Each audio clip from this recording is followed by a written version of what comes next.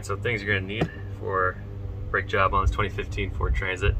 Pretty standard brake stuff, you know, rotors, pads, jacks, jack stands. The jack that comes with the van works pretty well. I just happen to have this one. Normal socket set up to a 21. That's what you use on your lug nuts. And then the weird one is a T50 Torx. So you're going to want to get a T50 Torx that comes either in an extended bit, or what I found to work is a 3/8 drive with a 3/8 extension. And I'll show you why that's important later. You have to be able to slide through a hole, and these fit just nice, and you're able to get to the bolt that's back behind the hub without having to get a special bit. And an additional thing that's really helpful if you live in the Rust Belt like me, or you bought your car from up north, to get the hub out, you're going to want to get 3 of these, which is an M10 thickness by a 1.5 thread pitch. And I got 4-inch long bolts. So these were maybe $3 at Ace Hardware. Probably gonna have to go to a legitimate hardware store. Home Depot and stuff doesn't carry metric in these lengths. But I'll show you what we're gonna do with this later. It helps a lot trying to get the hub out of the knuckle, because if you live up here, when you take the bolts out, it's not going to just fall off into your hands. You're going to either have to smash the hell out of it with a hammer or use this to kind of act as a press, and I'll show you how that works. And once you lift it all the way up, I like to put my jack stand underneath this control arm bushing, as has a nice good contact patch. If you could, this would be the best place to put it, but my jack stand is in the way, or my jack is in the way. So here underneath this bolt is a nice stable spot that I've used quite a few times without any damage to the bolt head or anything like that.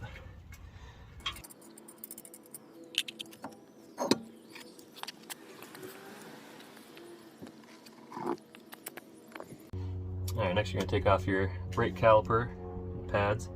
These use a 15 mil to get the caliper off the bracket up here, and then back here is the bracket to the knuckle. These are going to use a 21. Just going to pop these off.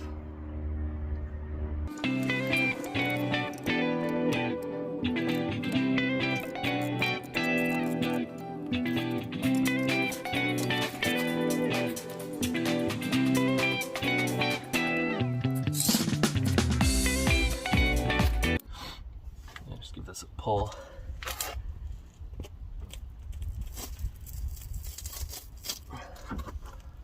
Push those pistons in a bit, and off comes your caliper. Now you want to get something to hang it with, so I grabbed a little bungee cable. Just hook that through the body or something like that, just so it's not hanging under its own weight. I like to hang it from a coil. Something like that. So it's getting hung through the caliper. Then I hang it from the spring of the shock.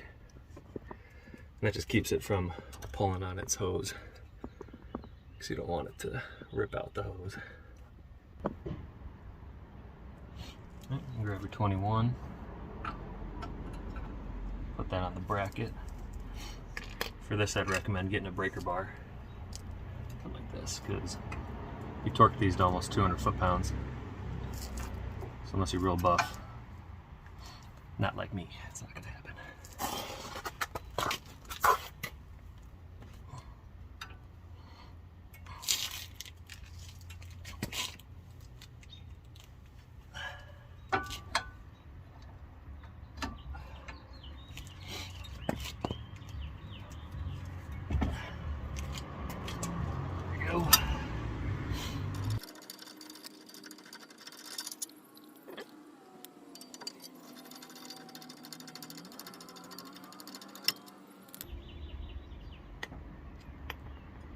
Pull off the bracket. There you go. Alright, so this next part is we're going to take the T50 bolts out of the hub, which hold the hub to your knuckle. So what you're going to need is that T50 I told you about earlier. I like to do is take a bit of paper towel, put it on the end of the socket like this. So you see the little spot there? You're going to kind of use that to bunch up in the hole. You push on with your extension, just makes it a little tighter so your socket doesn't get stuck in here for what I'm about to show you. So your T50s, see how you can see one bolt there and then an empty hole? Well, through there is the T50 Torx bolt. So you're gonna stick this socket through, grab one of them, back them on out, and then it'll pull right out with a little magnet on a stick. That's what I like to use. Switch back down. Gotta kind of look around, find it.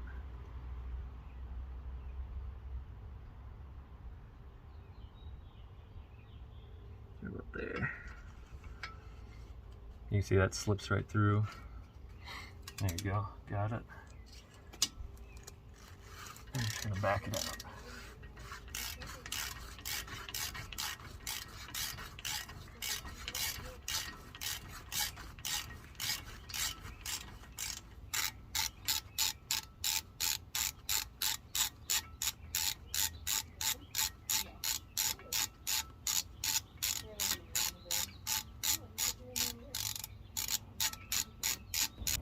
Alright, had to go find my magnet on a stick. Let's stick that through the hole. Grab that bolt, and out it comes. So that's what's holding it in. So you can see it's the Torx star bit. Pretty easy to get to. But that's why I was specifying 3/8 inch socket. Otherwise, it's not gonna fit into the slot. If I can get you a little closer. That. So the socket just barely fits in through that hole that they give you. And you can slide all the way through to get the bolts out.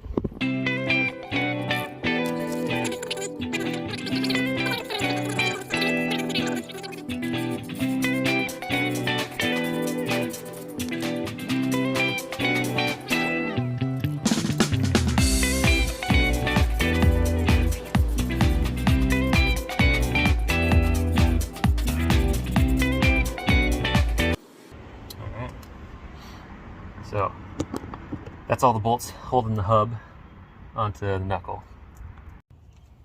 All right, so now you got all those bolts out. Next we're going to take out the bolts that hold your rotor to your wheel bearing assembly. It's going to be a 13 millimeter. And since you took everything off, that kind of keeps your wheel from turning, like your brakes and all that stuff. I just like to put a breaker bar in between your studs and the ground. It'll keep it from spinning while you try to loosen these out. All right, once those are all loosened up, back them all the way out, and I'll be able to show you that little trick to get your hub wheel bearing assembly separated from your knuckle. Another thing, these bolts are torque to yield, so they don't have a torque spec per se. It says you do 22 foot-pounds and then 90 degrees. So Ford recommends replacing the bolts with new ones every time you do these. They do also recommend to replace all the other fasteners, but they have a regular torque spec, like 81 foot-pounds, and I'll put all this in the description or on a sidebar. So I did buy these to replace, since you give them a 90-degree turn, so you don't really know if you've reached the torque you're supposed to have if you reuse them, because they might have already stretched out.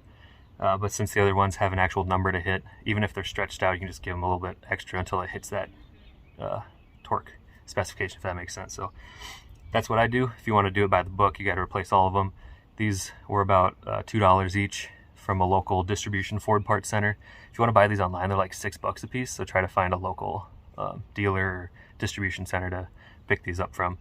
A lot cheaper that way. All right, so now it's time for the magic tip of the day. So you're going to take your M10 bolts that I showed you, the 4-inch long ones, and you're going to thread them back through the holes that the brake bolts came out of. So what that's going to do is, these holes don't have any threads, but the rotor has threads, obviously, to hold those bolts to the hub. So what you do, this is kind of the configuration you're going to want to put them in relation to your knuckle. I mean, I'm going to try to show you from the back. It's going to be a little hard to see, but the reason this works is you can kind of see the bolt there. Okay, so I'll put you in through here. You kind of see that bolt, right? See how it's backing away? It's because I'm turning it left. So you're gonna tighten that, and what that's gonna do, it's hard to get this on camera. You're gonna tighten that up until it meets the knuckle. And as you can kind of see back here, you have your two parts. You have your, if I can get my finger in frame. So this is your knuckle. That's not leaving. And this back here, where you see that little line, that's your wheel bearing. So you don't want to line up the bolts to push on the bearing surface. You only want it to push on where the knuckle hits. And that's the same deal with all three sides. So this is the bolt over on this side, passing through. So if I can set you up in a decent location, you should be able to see them start to separate as I tighten this down.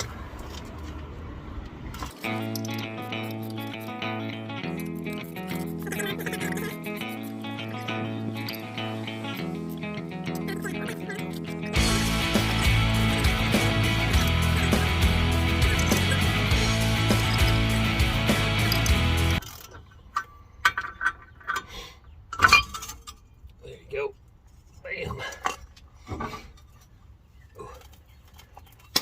You can see those bolts sticking through. Now, of course, do the normal stuff, kind of clean up in here your bearing seating surface, because that is what causes it to stick. This little rusty stuff, that's all that's holding that bearing in there when it gets seized. As you can see, mine's rusty, and in all honesty, I did this about 5 months ago, but I bought the cheapest rotors and pads that you can buy in the world. So if the rotors and pads only have a 30-day warranty and they're about a third the price of the other kits, maybe don't buy them, because these ones have warped and just given crazy pulsation within 80 days that I've had them, 4 months of actual driving.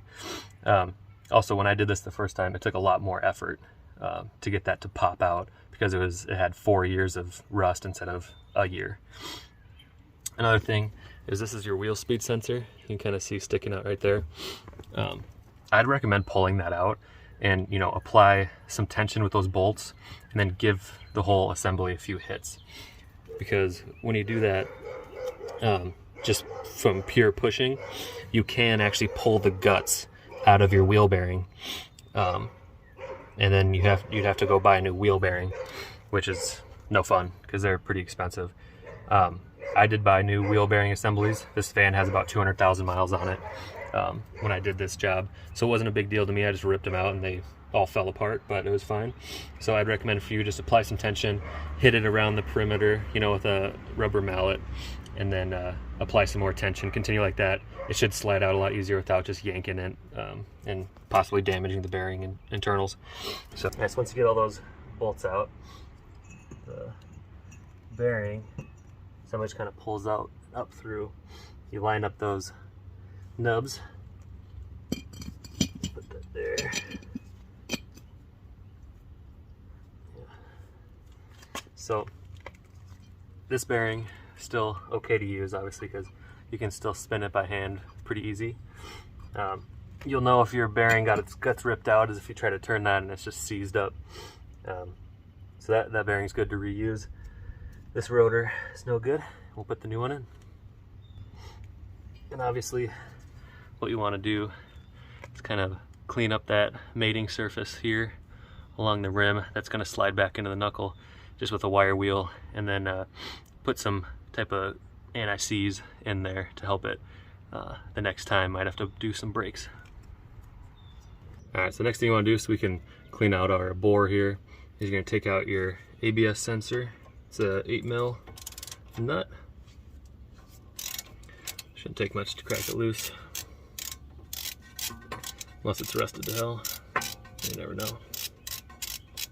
Once you have the nut out, you should just be able to get a little pair of pliers or something, wrap around the side of the reader here, just kind of give it a wiggle while pushing from the inside.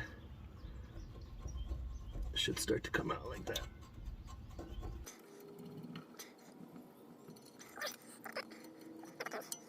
Alright, now that that ABS sensors out of the way and get our wire brush on our bore is fully open up to where we're about hitting anything. Just kind of slide that in there. Start cleaning out the gun.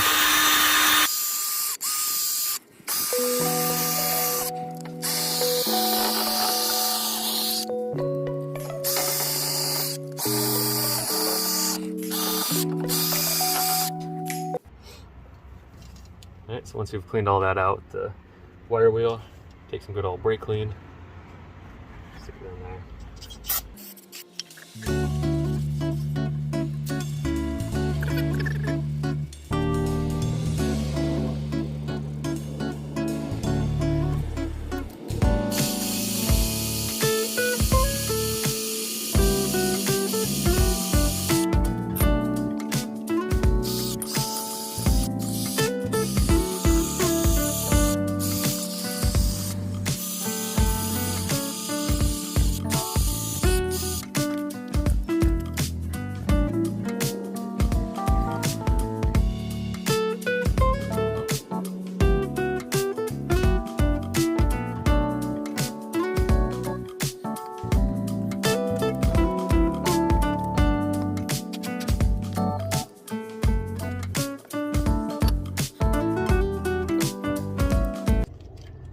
Alright, now take your new bolts,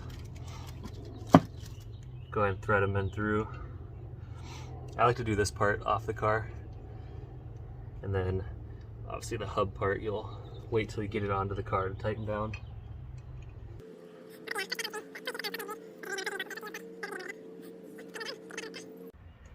Alright, so now we're going to put the hub back into the knuckle. I like to put some more anti-seize on that spot that causes all the issues, which is right along this outside ring. So we clean that up and use some brake clean on it and everything.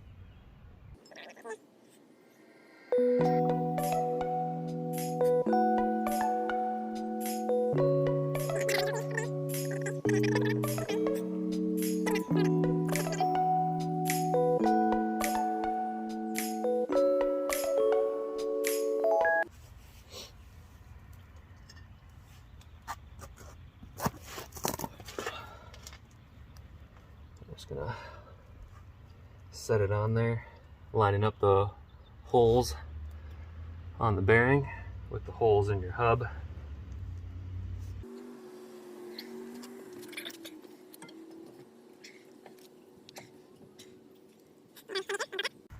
Which hole? Oh, your hand now? Just don't, can you put like a hand up here so it doesn't fall on me? I should probably put it on the side again.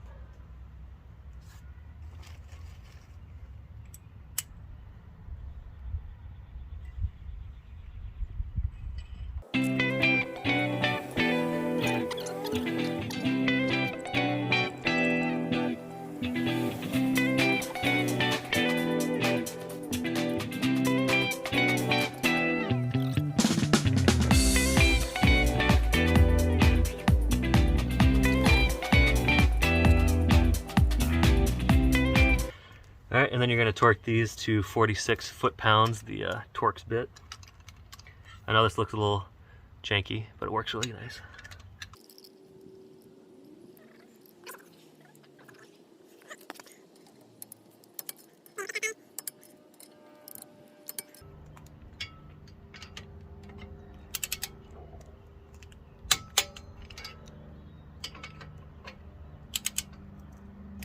And so the way this works is the indicator has degree measurements on it, and you're gonna twist that needle until it shows at 0, and then you're gonna prop it up against one of the lug studs to keep it from moving. That's what the little thing that's sticking off of it's for. So you're able to torque them to 90 degrees, if that makes sense. So I'll just do demonstrations, probably easier.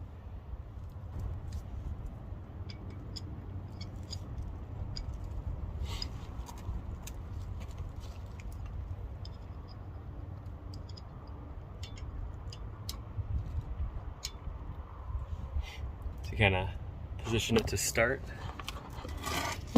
you use one of the lug studs to keep this from the assembly from moving. once it's on there. Then you're going to dial this back to 0 degrees just by twisting the face of it. Then you're able to get the torque of the 90-degree angle you need.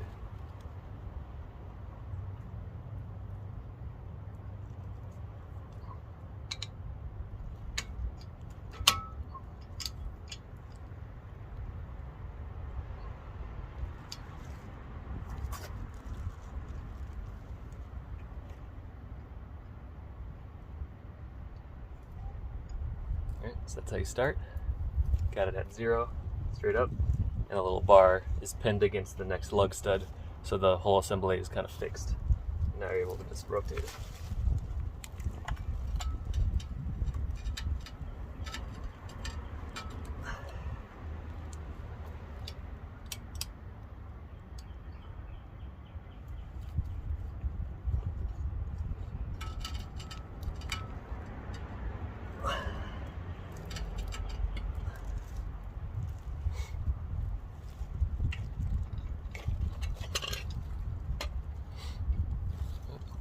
There you go. See, I got to 90 degrees. It's kind of nice too because you can do a few ratchets. If you run out of room, you can just hold this still on that, click your bar back a few notches, and this will keep the same reading. So if you only get to 50 degrees in the first turn, you can back it up so you get more room and push it all the way to the 90.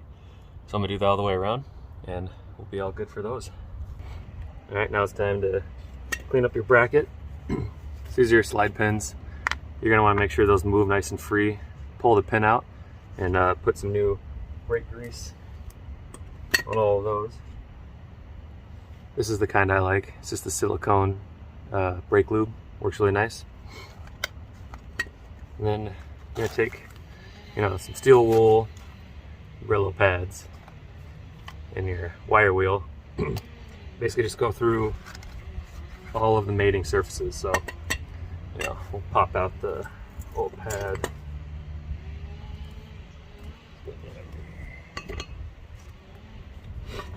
And my brake pads came with new hardware, so you can go ahead and take these guys out, and then we'll just clean up the bracket.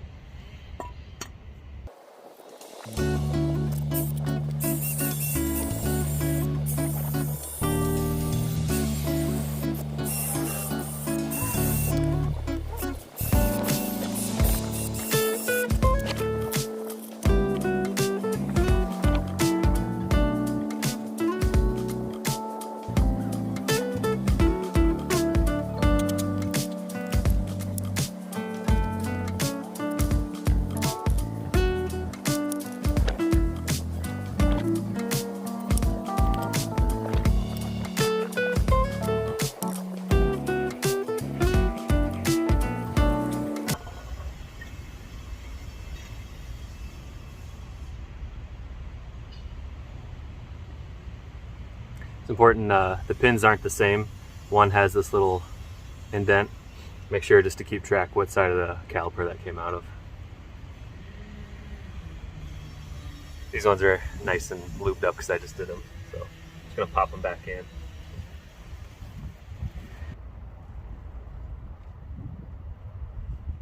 Just going to take a little dollop of that. Spread around.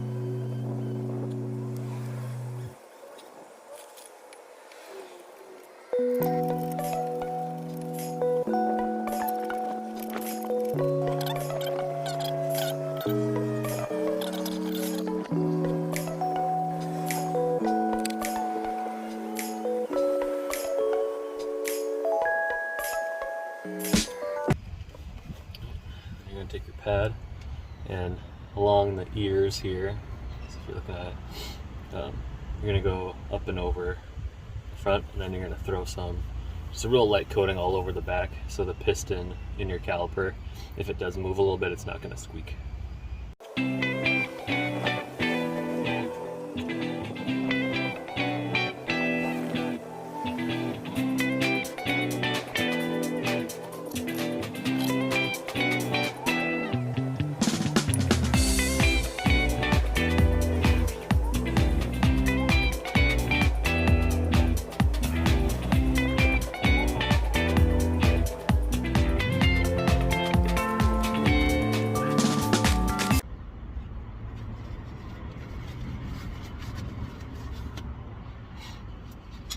Alright, so I grabbed a big pair of plumber's wrench, whatever you want to call it, 1 of your old pads, and you're just going to use this to kind of push it back in the piston. So these front rotor or calipers don't require that special wind back tool. If you're doing the rear brakes as well, the piston actually can't just be compressed straight in, it has to be wound while going, but these ones just come in and out, so you can just push it in with a regular method like this. So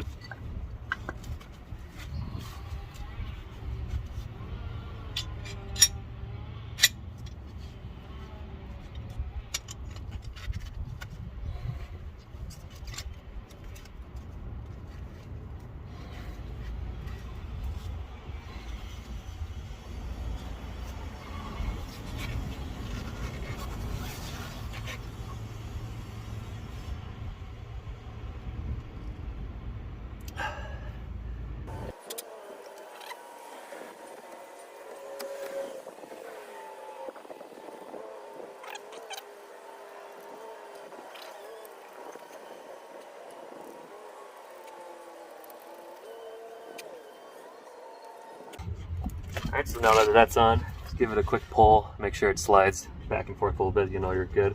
And then just do one last spray of the rotor with some brake clean. Get any grease off of it you might have accidentally smushed.